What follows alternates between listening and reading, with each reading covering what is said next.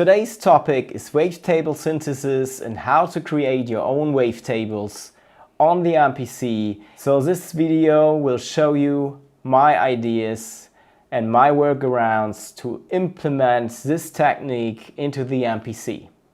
This video is brought to you by my sound company Sounds Premium.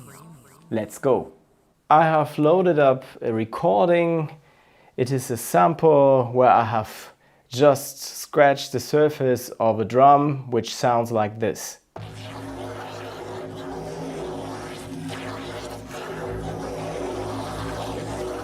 So it is very randomly picked from my recordings, and now we go to sample edit. There we are into the waveform. It is already normalized. What we can do now is to convert it to mono. This is very easy to do. Do it. Now we have the sample in mono. I can delete the stereo sample, delete sample, going to the mono sample. There it is. Yeah, and now I can determine the root note. By default it is C3, and of course there is no root note in it at the moment because it's just a sound effect. But this doesn't matter because now we can calculate a note which we can use as a wavetable. So to create a key group out of a wavetable, that's our goal for today. So how do we do that? So when I want to have a C3, this is a C3 root note, which is the default setting. When I want to have this note, I have to calculate the samples. And how do I do that? This sample and also my project is in 24-bit and 44.1 kilohertz, so 44,100 hertz. This is the setting I'm working in. And because of that, I want to find out what the C3 frequency is, because I want to set up the samples that I need to have a C3 to make a key group out of it, out of this wavetable. So first of all, the theory behind wavetable synthesis and behind wavetables in general. So how do we get a certain pitch, a certain note? So just check out when I decrease the start and end point, the distance between these points, for example like this, when I have a very small portion of this wave and when I loop it, and when I set up the end point very close to the start point, you see that I get a tone out of it.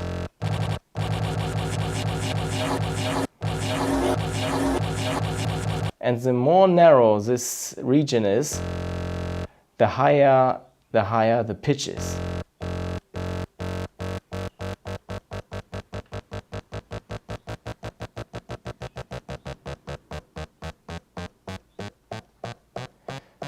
So this is a natural thing which is going on when I have a decreased sample value like this. But what is a C3? We just take this tablet here and I just type in 44,100 and I divide it by the C3 frequency. This is the table. It looks like this. So here you can see the frequency of the C3 is 130.81 Hertz. And if I divide my sample rate where I'm in, the 44,100, by 130.81, then this is the number of the samples which represents the C3 note. So 337 and something. So we just dial in right here the sample endpoint. So hit do it. Now we have a C3 note going on. This is a C3. So simple as that. And I can also pick randomly any point in this waveform. So for example, let's say I go to this point of the wave, for example, right here.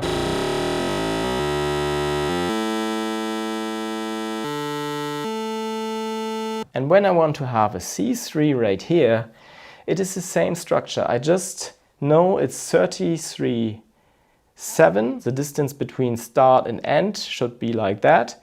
So I just add on to the 153,000, I will add up the 337. I just type in right here 153,337 and hit do it. Now we have a C3 node going on as well.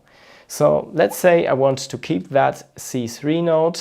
I just hit process and I will export or extract this portion as a C3 sample. C3 V1 version 1, because I will create much more versions than just this.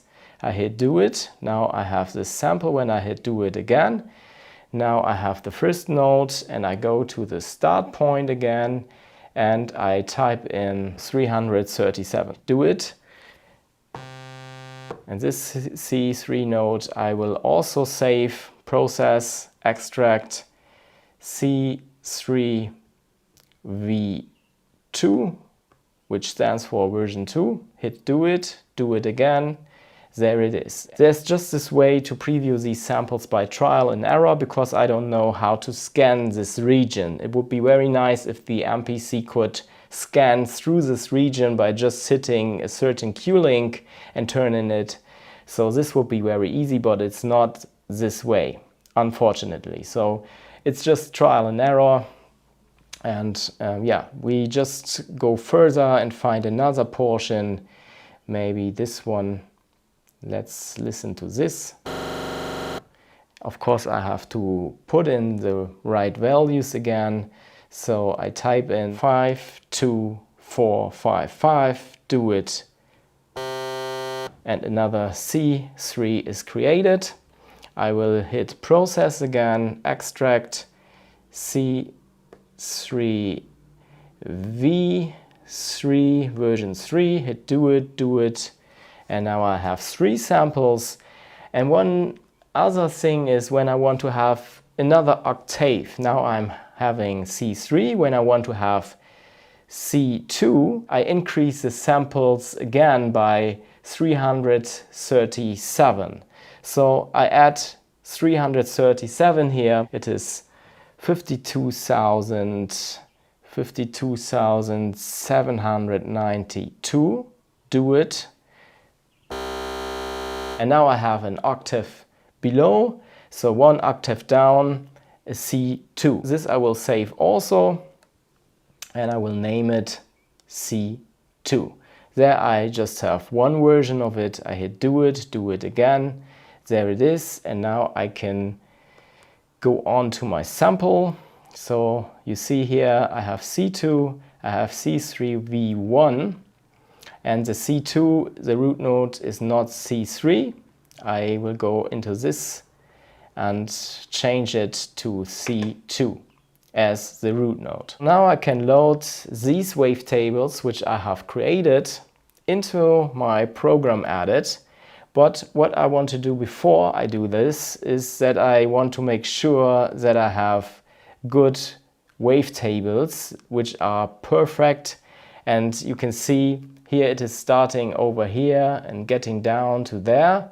So there are no 0 points, no cross points, 0 points. So no 0 snap. And I want to have a 0 snap. I just want to fade out the end. Just a very small portion of it. Process, hit fade out, do it. And I fade it in as well, so that I have a perfect loop going on. This is just because I want to work very precisely here. I hit process, fade in, do it, and then I increase the endpoints again to have the full wavetable. So this I'm going to do with the next one, with C3 as well.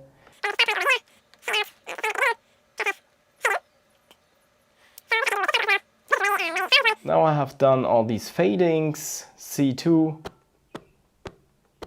You can see these samples are just click sounds. They just make sense if I loop them. So now I go to Program Edit and I make sure that I'm on a key group program, and now I can just insert the samples. The thing is, I don't have to determine which root node it is because I have already typed it in. As you can see in my sample edit, C2 is a C2, C3 is a C3. And in my program edit, everything is set to sample. I can of course dial in the sample root node, but it's not necessary because I have already done it in the sample editor. So right here I'm going to use a C2. Now I have the C2 node going on, and the C2 sounds like this. I go to pad perform, I dial in a C right here, and just to check the nodes, I have a C2 right here. C2 right here, you see it's just clicking because I have to set it up in the samples tab right here on the first side. I have to turn on pad loop. So now, as long as I'm holding the pad, I will get the sound. And this is a C2. And you can check it right here, the tuner. You see, it is a C. It is a little bit above. It's plus 2.3 cents above the C, so not perfectly tuned, but this doesn't matter because I couldn't type in the things after the point. That's why. So it is a C2, and I can also prove this for another sample when I go to Program Edit. When I replace that sample with a C3, for example, go to Pad Perform, going to C3. It is just a click as well, so going back to Program Edit and turning on Pad Loop. You see here, +6, because it is adding up that I couldn't type in point something, but it doesn't matter. It will be a good key group, I'm sure. So I go to Program Edit again, and from here I will add further layers. So this is a C3 layer. I will add my other C3 version, for example, which is a little bit different. Go to the volume parameters right here, going to my Q links and just turning down C3V1. C3V2 is not activated yet, it's just click. It's just a click because pad loop has to be activated here as well. Pad loop should be turned on. Yeah, you see it's a little bit different. It has another character, the sound. It's also a C3 from the same sample, but a different region, and it has a different character. So this sounds like that, and when I go to Program Edit again to the volume levels, I can show you right now. When I turn down the second layer, I'm bringing in the first one. It's sounding like this. The second one is like this. So a little bit different. And when I blend them in together,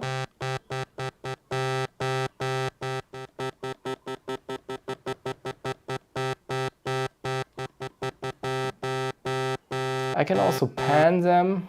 So maybe I pan this one a little bit to the right side and the other sample to the left side. Then it's getting broader. We have a stereo image going on. It's a synthesizer sound, yeah. And I can also load up the other sample, the C2, playing around with the volume, just turning it off. Bringing it in, you can't hear anything because same mistake. I have to put a pad loop to active, and I haven't done that in this layer. So I have to go to layer 3, activate pad loop, V3 I turn it off.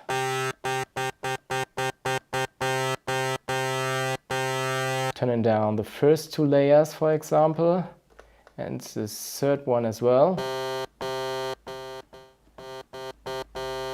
Sounds like a square wave type of wavetable, not that smooth like the other ones.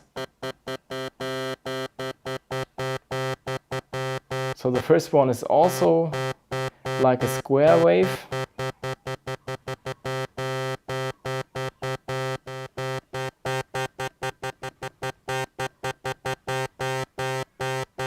What I can do also, I can tune these things here, right?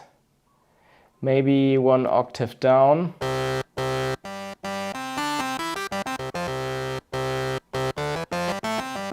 When it's more bassy, I bring it back to 0.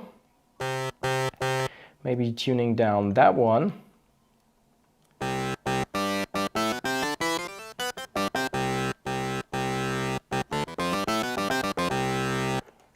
No, I don't like that. I will put this one down -12.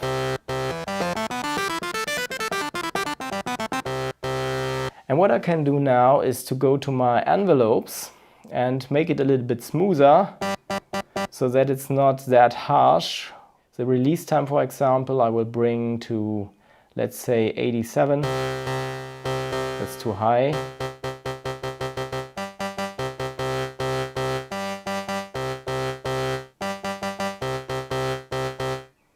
Increase it like that. Maybe the attack time, make it a little bit smoother.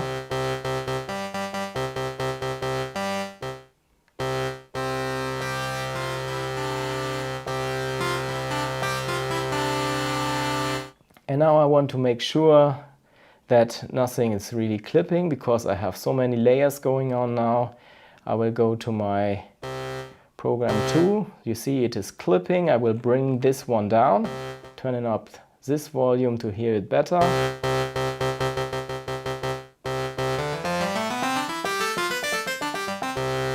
And what I can do now is to bring in some effects.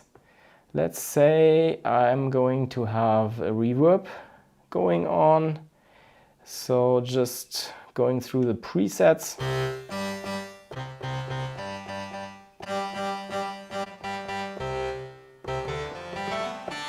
Turning this down to 50%.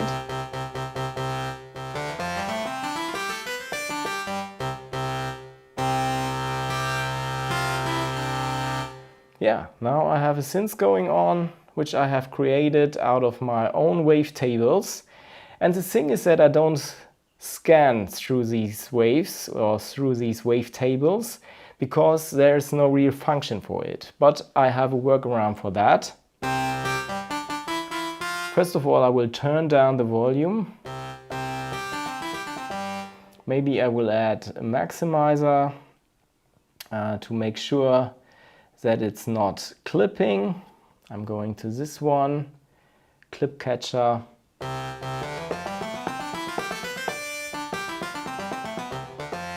Yeah, that's very nice.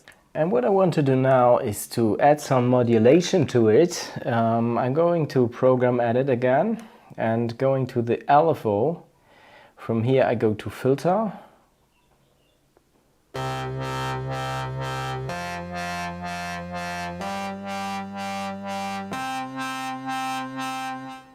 And I can link that one to, yeah, let's say to quarter notes or 8 notes.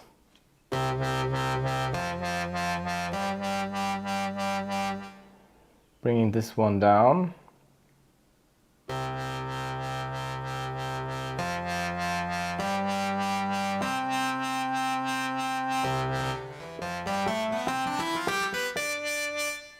Yeah, now I have modulation going on. I can also put in some other modulation if I want to, but I leave it like that. Keep it very simple at this stage, because I want to process with another idea I have to make scanning through wavetables possible. because now I have 4 wavetables loaded up into 4 layers. And how can I play them the way that it's repeating in a certain way, so that it will scan from layer 1 to layer 2, from layer 2 to layer 3, and from there to layer 4. So how can I realize that? Here's my idea. I will show you right now. Hold up one moment. All you people out there, I have realized that so many people are watching my videos but haven't subscribed yet. If you want to support me, help me grow, and if you don't want to miss any videos, please subscribe now.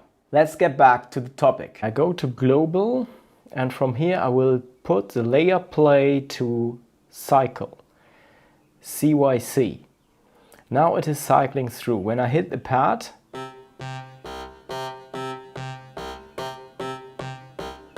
you see, when I'm getting faster, it's like an arpeggio. And when I make this very fast and smoother than it is, then it's more like a blend of all these stages. I'm going to my main and I will go from here to note repeat, and going here to ARP. So when I close it without ARP, you see, it's sounding like this when I tap the pad, because it's cycling down in the right order from 1 to 4 in a chronically way. When I go to the ARP and when I put, let's say, 4th notes, it is doing the same, but I can do it faster, like this. So this is really crazy, and it's not sounding very nice because it's very harsh. It's not faded out or something like this, or not blended together in a good way. So I can also play around with variations, or I can play around with all these parameters here. But this is something I don't want to do right now, because I want to make it a little bit smoother. How can I do that? I close this one, going to my program, edit again, and here I will go to the envelopes and I will smooth out the attack time by increasing it.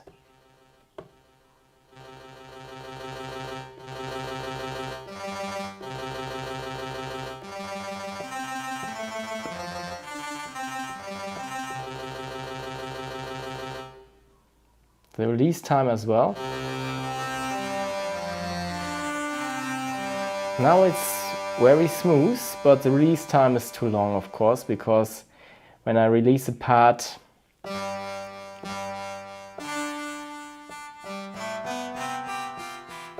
this is very nice.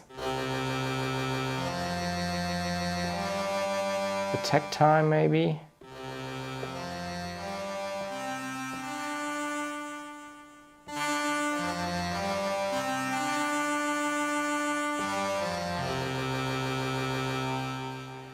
Yeah, going to the ARP again. The note length. Increasing this to 100.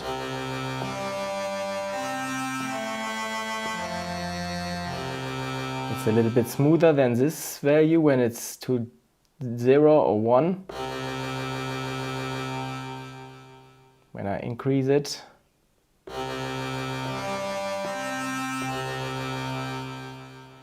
yeah, I can also try down, up, down, down, up.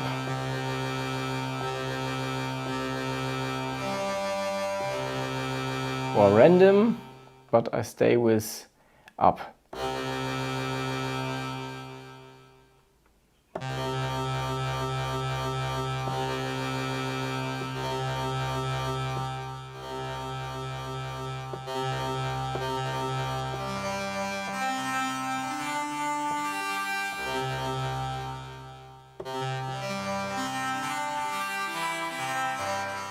It's a very spacey sound that I have created here. So this is a workaround to have a scanning going on. I can put this also to triplets.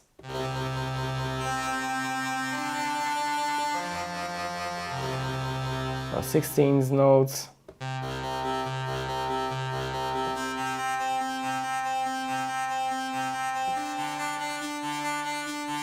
I think you got the concept, and this is how you can morph or scan through these wavetables. And the first option I had before I turned up the ARP was that I had set up the samples with panning and things like this that I can remove now, or this I can remove, bringing it back to 0 like this.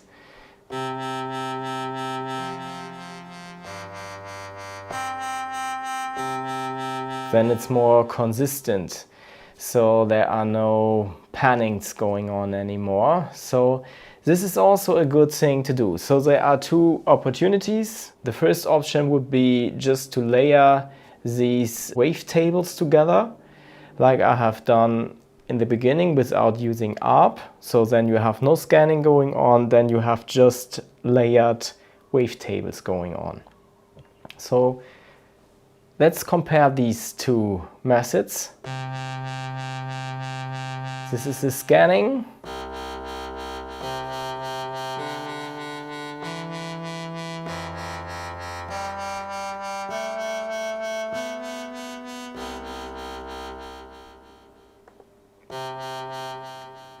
Let's go to global again and set this one back to velocity and turning off the ARP.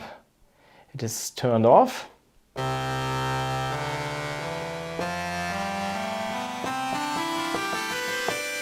There I have the layers going on.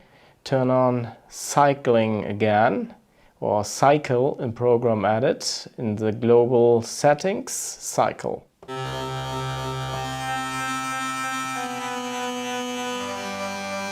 This is a complete different vibe, I think.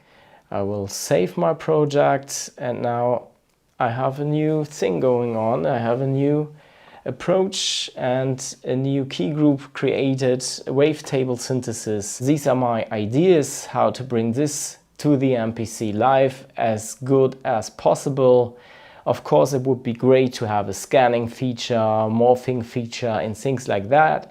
Maybe this will be implemented in the MPC, and a very good one would be to have in the sample editor, to have there this feature to just bring this start and end point, this interval to the next stage, just scan this one through the whole wave so that you can find a very good wavetable. This would be really great. Maybe you know a way, I don't know any way how to do that. Maybe you can do this in the software controller mode, I don't know. Just let me know if you have any ideas to make this thing better and this workaround much better. Maybe you have some ideas, then just put them down in the comments. I really appreciate that. Thanks so much for watching. If this video was helpful for you, subscribe to my YouTube channel, and please also check out my MPC expansions that you can find on www.soundspremium.com. See you next Sunday, 9 o'clock, Mr. DKTV. It's all about MPC content, beatmaking videos, tutorials, raster culture, sound design, and more. I'm out of here. Blessings.